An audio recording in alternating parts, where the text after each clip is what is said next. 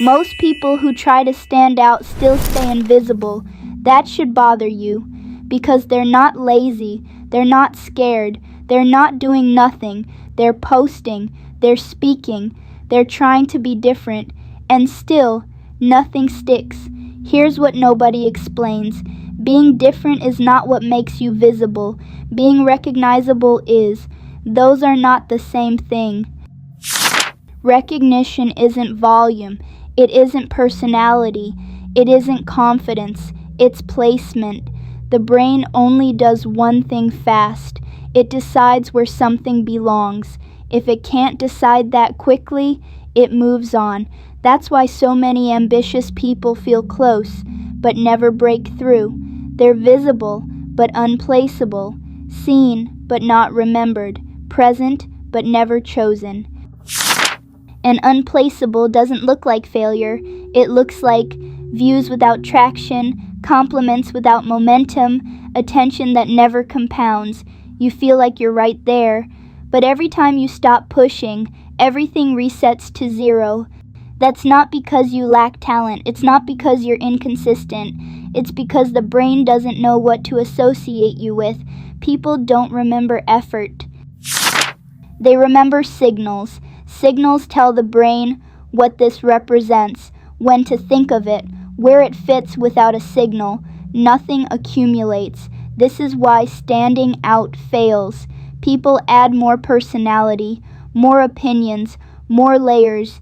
Thinking difference creates recognition. It doesn't. Clarity does. Difference without clarity is just noise. Noise might get attention once, but attention without placement evaporates. And once you notice this, you understand why visibility feels so close, yet never sticks. Here's the part that quietly breaks people. When you're unplaceable, you start trying to earn recognition. You explain more. You justify more. You add context because you think, if they just understood me better. But the brain doesn't reward explanations. It rewards signals. And the more you explain, the more you reveal that the signal isn't clear. This is why unplaceable people talk more and land less. They're trying to convince instead of being recognized. Recognition doesn't come from persuasion. It comes from immediacy. The brain either knows where to put you, or it doesn't.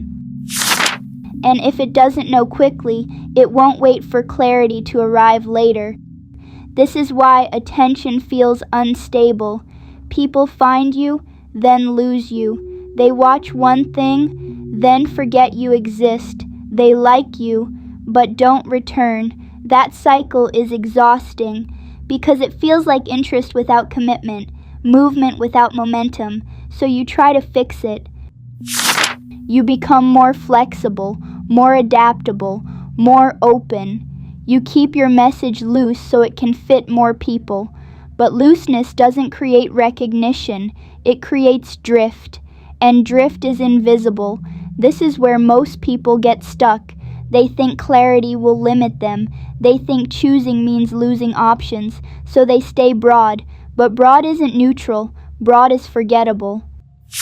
The brain doesn't remember everything. It remembers something specific. And when you refuse to be specific, you force the brain to do extra work. Extra work equals exit. This is why recognition feels rare, not because people don't want to be seen, but because being recognizable means letting go of being safely undefined. That's the real trade. Not effort, not talent, not confidence, precision. And precision is uncomfortable because it makes you easy to judge, easy to misunderstand, easy to disagree with, but also easy to remember. And once you feel that tension, you can't unfeel it, because now you see why visibility keeps slipping away. Here's the fear underneath everything. You don't fear being wrong, but being misjudged. When you become clear, people don't just notice you, they decide about you. They simplify you, they label you, they talk about you without you there, and you don't get to control that. That's what clarity risks, not criticism, reduction. When you're vague, People can't pin you down. They can't fully disagree. They can't fully dismiss. So you stay safe, but safety has a cost, because when you're not clearly something, you're quietly treated as nothing specific. They avoid strong signals because strong signals attract strong opinions, and strong opinions feel dangerous, because once people decide what you are, you lose the ability to keep adjusting. You lose the ability to explain yourself into being liked. So you stay adjustable, you stay flexible, you stay invisible. This is the trade nobody explains. You can be safely undefined or clearly recognized. You can't be both. Recognition requires a willingness to be misunderstood by some so you can be unmistakable to others. That's why clarity feels like exposure, because it is. And once you see this, you understand why visibility isn't a tactic problem, it's a tolerance problem. Tolerance for being judged early. Tolerance for being boxed in. Tolerance for not being for everyone. Most people never build that tolerance, so they keep smoothing themselves out, and smooth things don't leave impressions. That's why visibility feels slippery, not because you're doing it wrong, but because you're avoiding the cost that makes it stick. And once that lands, you realize something quietly important. You haven't been invisible by accident. You've been protecting yourself, and this is the part people don't expect. Invisibility isn't always something that happens to you. Sometimes it's something you choose. You choose it when you stay flexible instead of precise. You choose it when you stay acceptable instead of recognizable.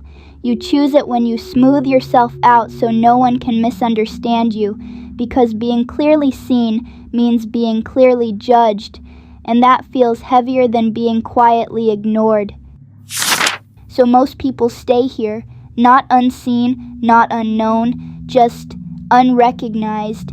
And once you see that, the problem stops being effort, it stops being talent, it stops being consistency. The real question becomes unavoidable. If visibility requires clarity, and clarity requires being willing to be misjudged, what kind of signal actually survives that? What makes someone recognizable without needing to explain themselves? And why do so many people try to be visible but still disappear the moment they stop pushing? That question doesn't settle. It sharpens, and once it does, you don't watch content the same way again.